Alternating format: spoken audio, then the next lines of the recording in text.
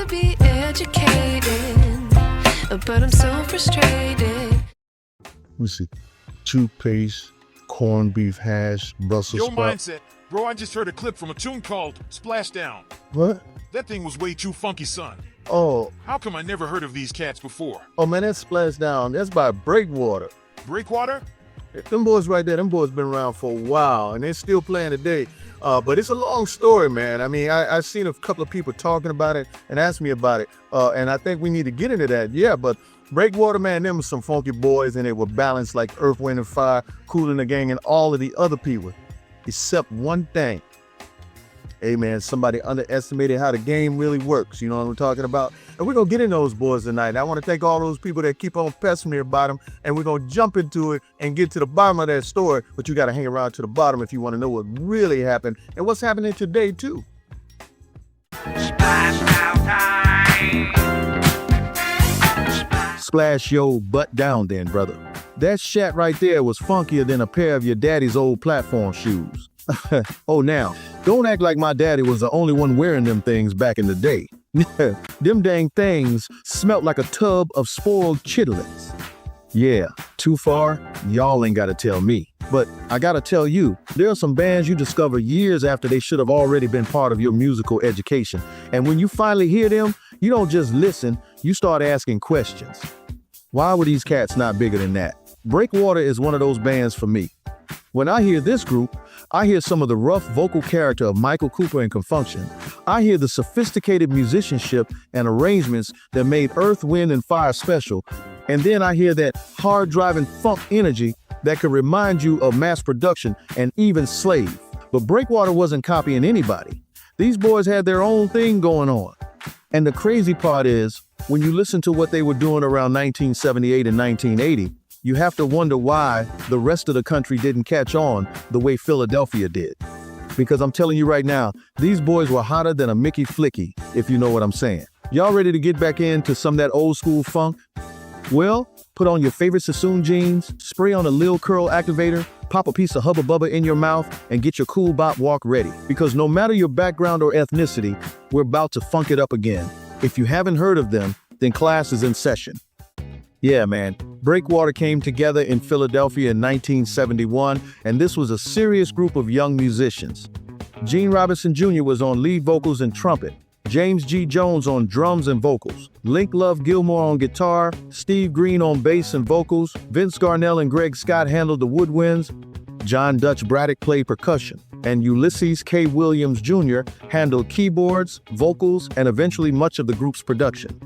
And there was also some serious Philadelphia music history behind that lineup because K. Williams Jr. was the son of the famous longtime Philadelphia radio personality and music businessman who had worked with artists, including the Silhouettes.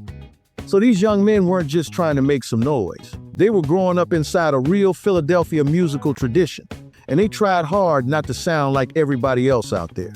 They had the smooth R&B. They could get funky, they could bring some jazz into the arrangement, and they weren't even afraid of rock.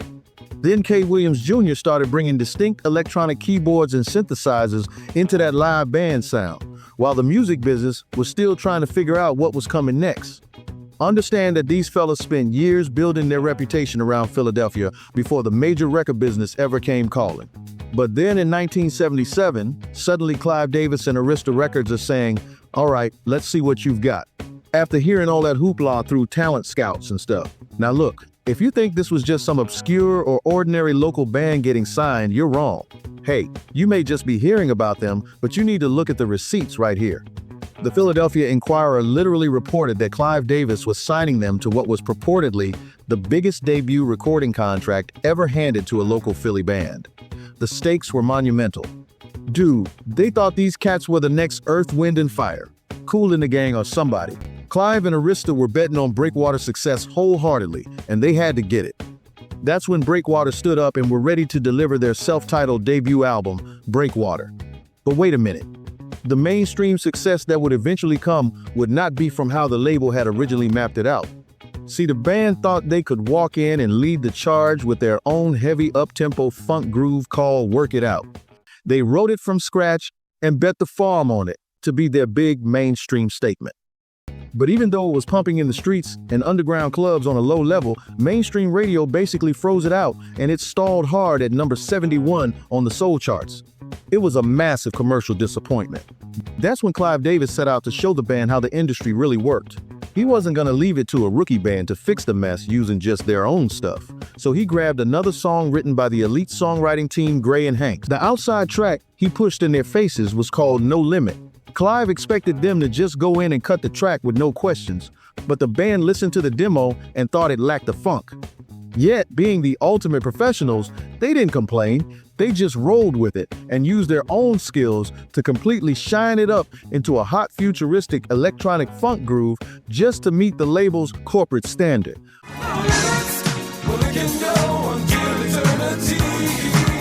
But despite all that work to make Clive happy, the streets rejected this corporate product even harder. It completely tanked and didn't even chart. Man, the public overlooked that whole up-tempo push altogether.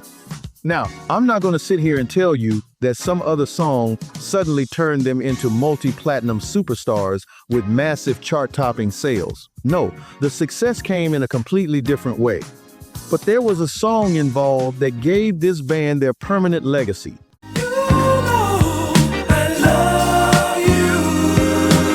That one right there.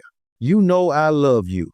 Bruh, you can like and listen to your funky lil music all day long. But this right here, this is the kind of record that gets you a girlfriend. Shoot, even a wife if you're lucky, homeboy.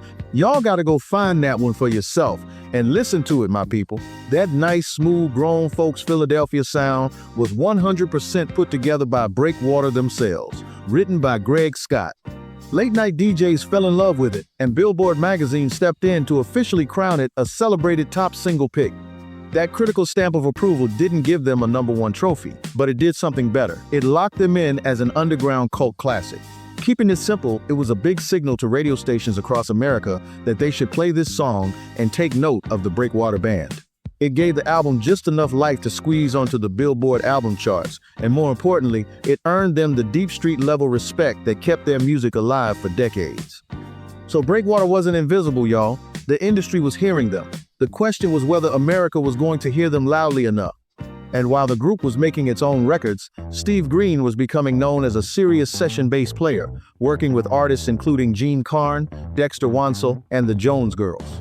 And his later session work included people like Patti LaBelle, Lou Rawls, and Phyllis Hyman.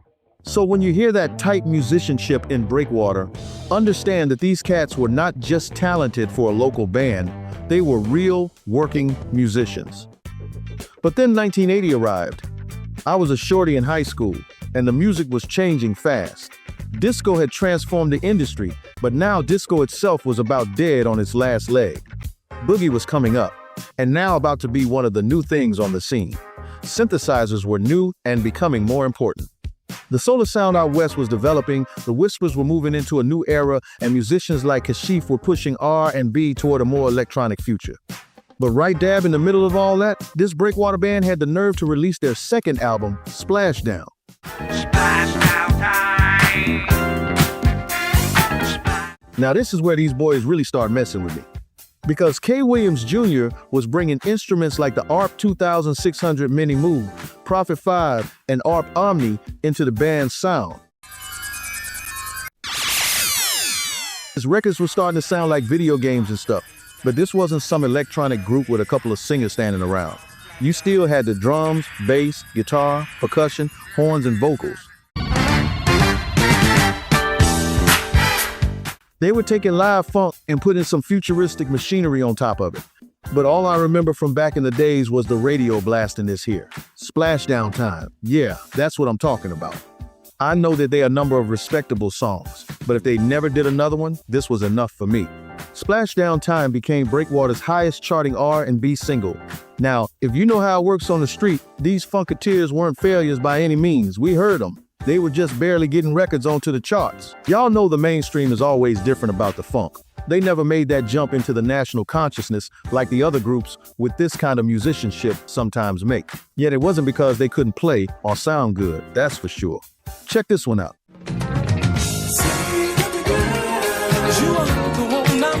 Say You Love Me Girl. Man, y'all heard that? That's a classy groove. It was on that Splashdown album too, but it wasn't until it was eventually released in the UK in 1986 where Breakwater really found some appreciation and developed a following among British soul and dance. So even when America wasn't giving these funk heroes all the attention and love they deserve, somebody was listening. But don't you go nowhere, because it was just getting started, because then came the beast.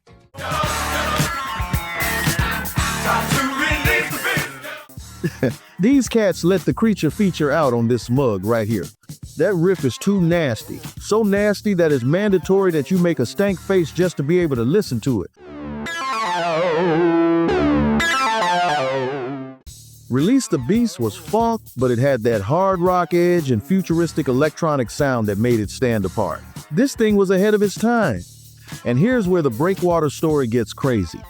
25 years later, Daft Punk, that famous French electronic music duo who wore futuristic robot helmets and shaped global pop and dance music, they reached back into that record and used this same song as the foundation for their 2005 song, Robot Rock.